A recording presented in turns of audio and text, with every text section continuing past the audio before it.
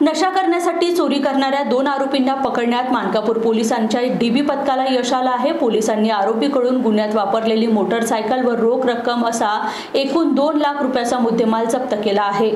Mankapur police station हद्दीत घरफोडी करणाऱ्या सराईत गुन्हेगारांना पोलिसांनी ताब्यात घेतलं आहे। पोलिसांनी दिलेल्या माहितीनुसार आरोपी हे नशा करण्यासाठी चोरी करीत असल्याचं समोर आलं आहे। दीपू राजेंद्र शर्मा वय 22 वर्ष राहणार नारी, साहिल उमेश शेंडे वय 22 वर्ष राहणार कोराडी असे आरोपींचे नावे आहे। पोलिसांनी आरोपीकडून गुन्ह्यात वापरलेली मोटरसायकल व रोख रक्कम असा 2 लाख रुपयाचा मुद्देमाल हस्तगत केला आहे। मानकापूर पोलीस ठाण्यामध्ये रात्रीच्या वेळी घरफोड्या झालेल्या होत्या।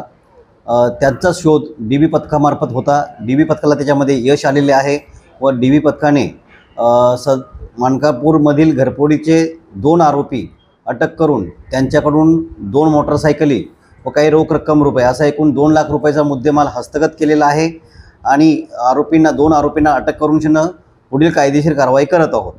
त्या आरोपींचे नाव सदर गुन्ह्यामध्ये जे 2 अटक आरोपी आहेत त्यांचं नाव आहे दीपू राजेंद्र शर्मा वय 22 वर्ष राहणार नारी आणि दुसरा आहे तो साहिल उमेश शेंडे वय 22 वर्ष राहणार